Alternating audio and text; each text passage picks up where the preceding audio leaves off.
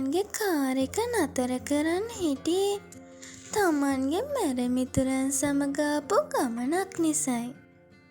ඔහු ඒ වෙලාවේ තමන්ගේ කාර් එකේ අසන හිටියේ. ඒ කාර්ය ඉක්මනින්ම සිදු කරලා මැරමිතුරන් පැමිණෙනකනුයි.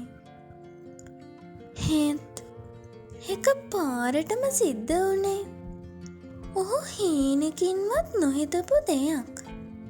හාරියන් මෙච්චර කාලයක් හමුවෙන්න පෙරුම් පෙරුව හාරියන්ගේ මුළු සිතම සොරකම් කරපු, හාරියන්ගේ හිත කලබලෙන් පුරවපු ඒ රූපය එක පාරටම තමන්ගේ එහා පැත්තේ අසුනට ඇවිත් වාඩි වුණා.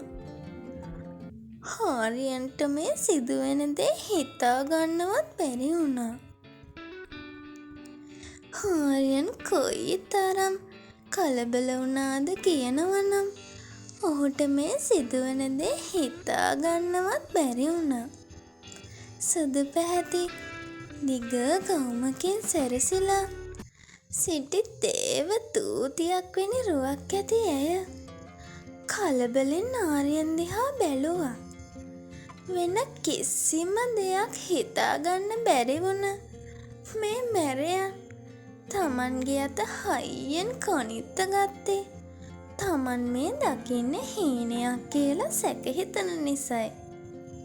හැගේ කෙහෙරැලි ඔහුගේ මුහුණේ ගෑවෙන්න වුණේ. හැඩ කලබලෙන් වටපිට බලමින් සිටිය නිසා හාරියන්ට ටිකෙන් ටික තේරුම් ගියා තමන් මේ දකින්න හීනයක් නොවන බව. ඒ අහිංසක ඇස් තිබුණ ඒ රූපය එක පාරටම හාරියන්ගේ උරහිසට තට්ටු කරන්න වුණා. හාරියන්ට ඒ තට්ටුවත් ලොකු පහසක් වුණා. තමන් එක දවසකින් දැකලා තමන්ගේ හිත මොහොතකින් සොරකම් කරපු, තමන් මෙතරම් කාලයක් සොයපු ඒ රූපය තමන් ඉස්සරහා මෙහෙම ඇවිත් ඉන්න නිසා. ඉක්මනට යමුකෝ, වාහනය ගන්නකෝ. ඒ අහිංසක රූපය කලබලෙන් කියන්න වුණා. කිසිම දෙයක් හිතාගන්න බැරි වුණ ආරයන් ඉක්මනට තමන්ගේ කාර් එක පනගන්වලා ඉදිරියට ගමන් කරන්න වුණා. ඔයාට මොකක් හරි කරදරයක්වත්? හාරියන් ඇහුවේ තමන්ගේ ආදරවන්තියට මොකක් හරි කරදරයක්ද කියලා සැකහැර දැනගන්න ඕනේ උන් නිසා. ඔහුගේ ඇස් යොමු වෙලා තිබුණේ හැගේ ඇස් දෙකට. කරදරයක් නෙවෙයි, ඒක මහා පාතයක්. අහිංසක රූපයේ ලස්සන කටහඬ කියන්න වුණා. හාරියන් ජීවිතයේ යහපු ලස්සනම කටහඬ හැගෙන් ඇයට අහන්න ලැබුණ එකට ඔහුගේ හිත සතුටින් පිරුණා. ඒ වගේම ඇයට කිසිම කරදරයක් නැහැ කියලා ඔහු තහවුරු කරගත්තත් හැමේ කියන්නේ මොකක්ද කියලා නම් හාරියන්ට තේරුණේ නැහැ. අහෙට දුවාට යන්න ඕනේ. මෙහෙම ආර්යන් අහන්න හදද්දිම සේයා කියන්න වුණා. නගර කෙළවරේ තියෙන බෙහෙත් සාප්පුවට යමු. ඇයි බෙහෙත්? ඔයාට මොකද්ද?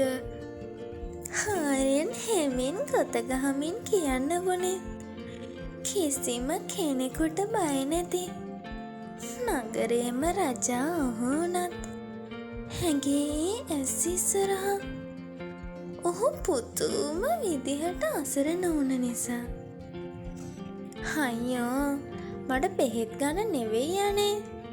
මං වැඩ කරන්නේ ඒකේ. අනික ඩ්‍රයිවර්ලට මොකටද දෙපන් නැතකම්?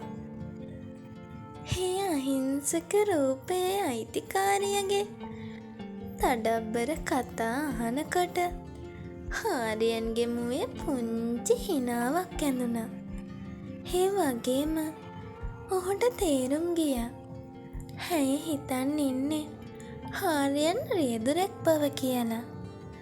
තමන් මැරෙයි කියලා දැනගන්නවට වඩා මෙහෙම හිතන් ඉන්න එක කොයි තරම් හොඳද කියලා ආර්යන්ට හිතුණා. ඊළඟට මොනව වෙයිද? ආර්යන් සීයත් එක්ක තව මොනව කතා කරයිද? මේ ගැන දැනගන්න මේ ලස්සන කතාවේ 4 වෙනි කොටසින් අපි හමු වෙමු. එහෙනම් මම අදට ගිහිල්ලා එන්නම්.